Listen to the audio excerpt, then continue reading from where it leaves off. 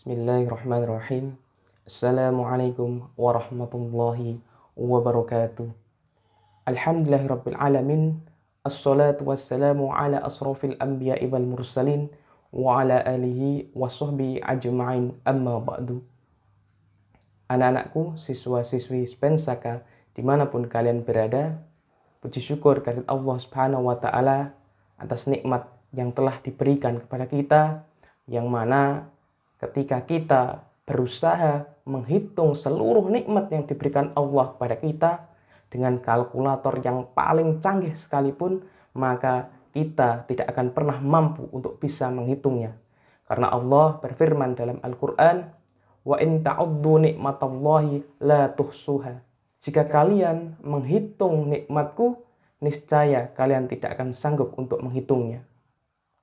Sholawat dan salam senantiasa tercurah limpahkan kepada junjungan kita Nabi Muhammad SAW, para keluarganya, kepada para sahabat-sahabatnya, dan kepada para pengikut-pengikutnya yang setia hingga akhir zaman. Anak-anakku yang berbahagia, manusia diciptakan oleh Allah berbeda dengan makhluk yang lain. Dalam Al-Quran, surat At-Tin dijelaskan, "Laqad khalaqnal insana fi ahsani taqwim." Manusia diciptakan dengan sebaik-baiknya penciptaan. Manusia diberikan akal oleh Allah Subhanahu wa Ta'ala sebagai pengendali daripada keinginan dan hawa nafsunya. Akan tetapi, ketika manusia tidak mau menggunakan akal dan pikirannya, "Tsumma radatnahu asfala safilin," maka mereka akan mendapatkan seburuk-buruk tempat atau serendah-rendahnya tempat. Anak-anakku dan para pemirsa channel Spensaka Official, manusia awalnya hanya bisa berkomunikasi dengan bahasa isyarat. Kemudian mereka menggunakan bahasa verbal untuk saling berkomunikasi atau berbicara dengan satu sama lain. Begitu juga ketika dulu manusia hanya menuliskan sejarah melalui coretan-coretan di dinding gua, kan tetapi sekarang manusia menggunakan kertas sebagai media untuk menulis. Zaman semakin berkembang. Ketika dulu manusia hanya bisa berkomunikasi dua arah ketika bertatap muka, akan tetapi di zaman sekarang manusia bisa berkomunikasi tanpa harus bertatap muka secara langsung. Dengan kemajuan ilmu pengetahuan dan teknologi, manusia juga tidak harus menulis di kertas-kertas. Mereka cukup menulis melalui gadget mereka, melalui handphone mereka, melalui laptop mereka, kemudian di-share, dibagikan sehingga banyak orang bisa mendapatkan informasi dari mereka.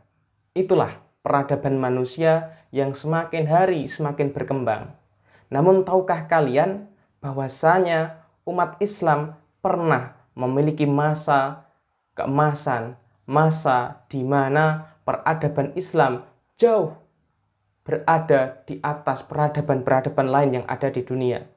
Di masa itu lahirlah ilmuwan-ilmuwan, lahirlah para ahli-ahli yang mereka menguasai bidangnya.